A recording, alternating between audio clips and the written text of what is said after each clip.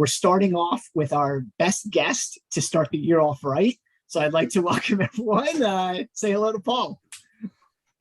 And hello, Paul. So, what a buildup.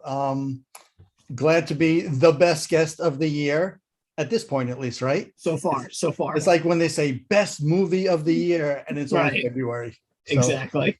I am the best. I'm going to keep that title for a week. So it's all going to be downhill from here. For me. Yeah. Yeah. So Paul, you've quite the background and quite the experience, and it looks like your extreme expertise in SEO, and that's one of the things that we were really excited to talk to you about today. So maybe just to kind of kick us off, do you mind telling us a little bit more about yourself and maybe a little bit about your experience in SEO? Yeah, sure. So a little bit about my background. Actually, I come from 27 years of insurance IT background, corporate work, getting systems to talk to each other, share data, and do all that kind of stuff. Went to school, Rochester Institute of Technology, computer science. So it's always been fun playing around with computers and data and that kind of thing. Once Al Gore invented the internet, right, I kind of jumped on board with that and started playing around with that, building websites, seeing how they worked. And then I remember the phrase e-commerce was first starting, right? The idea that people can buy stuff online. And at this point, there's still, I don't know if you remember, there were actually literal physical books that were published as directories. So this predates Yahoo and the search engines, where if you wanted to find a website, you would have to look it up in a book and hope that you made that publication. Well, obviously, once the search engines all came out, that changed everything, because now people want to be found in the search engines. So when I left my job, the corporate life, and by that point, my company Digital Maestro was formed. We're already building websites, getting them indexed, doing all the things that need to be done with for SEO, as well as content management and just everything else that goes with it. We really started to dig into to make sure that client sites would get found, because that's the name of it, right? What's the joke? What's the best hiding place on the internet? Page 2 of Google. That's a good point. Yeah, that's a good point. Yeah, even scrolling down, even if it's not in your front, I'm guilty of that. Yeah. So just getting, playing the game of the search engines, and I should elaborate by saying playing the game. It's always just learning what they're doing and the changes in the algorithm and what's new, staying on top of that, avoiding, the shaky things, the loopholes that get blasted away the next time there's a Google update. Yeah. And so it's all about legitimacy. I always tell people right away when they say, "Oh, how do I get better rankings when I'm writing the article?" I said, well, step one is always just write for people. Make sure you have great content. So that's kind of, I guess, my backstory and where I came from. We've got clients coast to coast and in 6 different countries. That's amazing. And it's what we're doing. You actually hit on a couple of the main points I wanted to ask you about. I mean, the first thing I was going to ask you about is that proactiveness about getting out ahead of these changes. I mean, I know that the algorithms are changing constantly. I almost feel like Google changes it like once or twice a year. But maybe it's more than that. Is there anything you could do to kind of get ahead of this stuff? Or is it kind of like black box and then it happens and everyone has to react to it as best as possible? It's a little bit of yes to everything. Okay. So standard tried and true things, as I mentioned, definitely have good content, have things that people want to know about in your niche. When it comes to websites,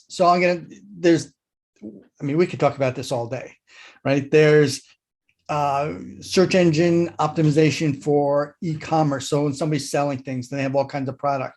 That's a whole unique type of SEO per product, because things change in the way the URLs and things work, versus somebody who's, the local hardware store. They may not be selling online. Maybe you can order things and, there's some interaction that way, but they're mainly, content oriented, to a local contractor, a roofer, one of the trades, or even if it's a business coach, right? The SEO for them is, is also going to be bottom line, come up with good content. You want things that people are going to read. You want things that people go, ooh, this is good to link to. Yeah. Right. So that's one of the signals in Google's algorithm when they see a lot of people are linking to your website that are relevant. Right. It's not just getting all the backlinks. It's not, doing things like that. So when people say, oh, we can get you, there's services out there, get 500 backlinks in 24 hours. Google kind of knows that that doesn't naturally happen. Yeah. Right. So when they see all of a sudden, boom, 500 links, and they're from non-related entities or markets, they go, wait, something's up with this. And that's when you get the slap. And that's not a good thing. Okay. Couple warnings and then some serious, I guess, Yeah. implications come from that. Yeah. When it comes to the changes, Google is in the business of providing relevant content, right? That's the main thing. So they want to come up with, when you're searching for, I don't know, 18th century ceramics, right? Somebody wants that, right? Which is top of my list. I mean, I'm sure it was, right? To add to your new collection you got for the holidays, perhaps. Right. Of course. Right? You really want to dig in. So when somebody's searching for something like that, Google's job is they want to give you results that they feel are relevant to who you are and what you've done and all that kind of good stuff. Yeah. So they're going to present information that they think based on what you've looked at in the past too, right? That's where the whole cookies and the browsers and the history comes into play.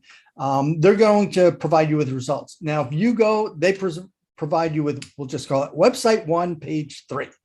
And you go to that, you go, not really it. Let me go back to Google and search for it again. You hit the back button, right? They realize they did not do a good job of presenting you the results that they thought that you wanted. So they go, okay, well, that's probably not something good. So they make a note of that for that first website. And then they kind of track.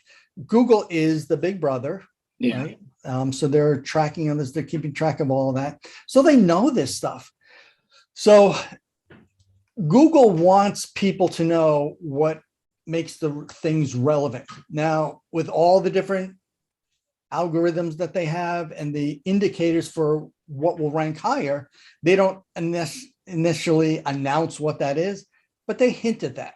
They have their Google experts who, in the space of SEO, talk to people, they let things out. They may not let a whole lot out of the bag, but they hint at things.